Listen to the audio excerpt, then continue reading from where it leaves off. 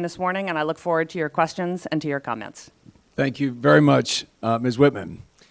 Today, we're going to have questions from both the members of the working group as well as some that have been submitted by our constituents. And to the members of the working group, we're going to do questioning a bit differently today. Unlike the formal standing committees, we will just ask you to seek recognition. But to get us started with the first question, I'd like to recognize the chairman of our Republican conference from Indiana, Mike Pence. Thank you, Congressman Cantor. Thanks for your outstanding leadership on this issue and that of all the members of the Republican Working Group. I'm especially grateful to have the chance to welcome these two distinguished witnesses, great Americans. Thank you for your thoughtful and challenging comments this morning and for your time and attention.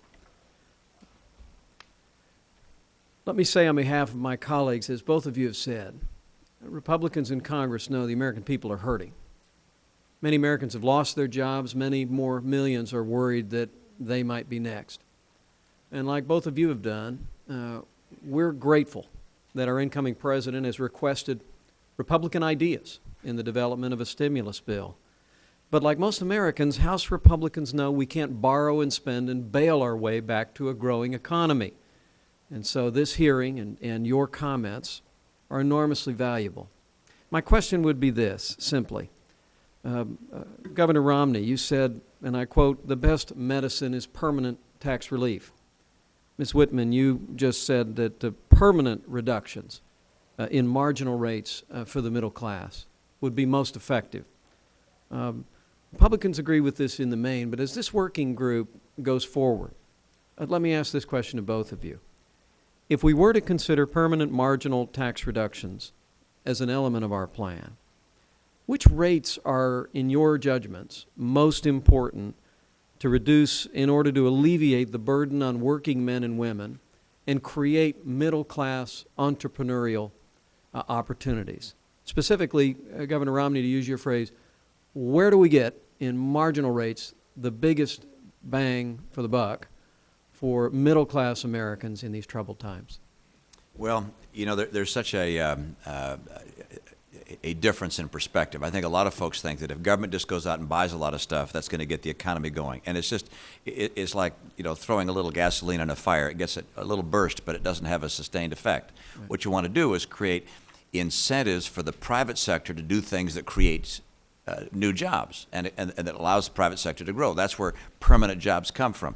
Every dollar that we have to spend in this country represents a good or service produced in the private sector. So you want more dollars for the American people, you want more jobs, you want more expansion, you got to grow the private sector. So we look at tax policy that creates incentives for people to do things that cause growth, or that either through invention or through business or through business expansion. Now, what are the things that create growth? Well, one, of course, is allowing people to keep more of their money so they buy things. Another is incentives to save money. I happen to think that one of the things I'd like to see doesn't cost a lot of money, but in terms of the tax effect, that I think could have one of the most positive effects is to say, you know what, people earning under $200,000 a year, families earning under $200,000 a year, you could be able to save your money and don't pay taxes on your savings. Take whatever you earn from a sale of a property, from a sale of a stock, interest from the bank that you get, you don't pay tax on it. Makes your taxes a lot simpler. No tax on interest, dividends, capital gains, no tax on that. For middle income folks, that takes money and puts it back into the pool of investment capital, which allows businesses to have the capital to grow and thrive.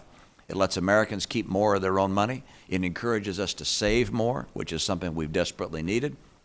I'm of the view that that's one of the permanent tax reductions I think could have a very significant effect, and it's not real expensive, if you will, from a national revenue standpoint, because most of the capital gains, interest and dividends, are being paid by people who are earning well in excess of $200,000 a year.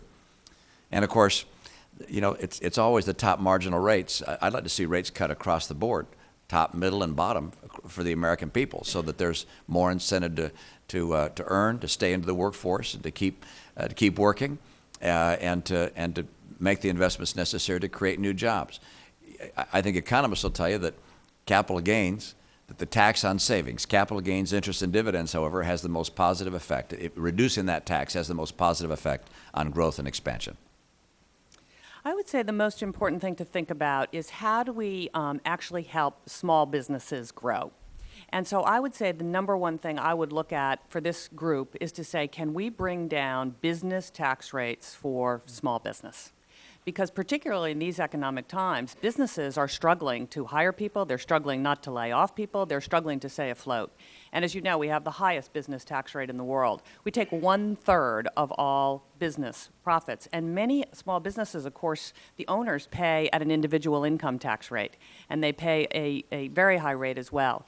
So this notion of trying to work on the business tax rates as well as the tax rates for middle-class Americans, I think is the place to start, particularly in these economic times. I don't disagree with Mitt on the investment income, but right now there's not a tremendous amount of investment income out there. And so I would start with the corporate tax rates and the middle income tax rates to take relief where we need it the most. Thank both of you, and thank you, Chairman Pence. At this point, we, as was said before, we've done something a little differently.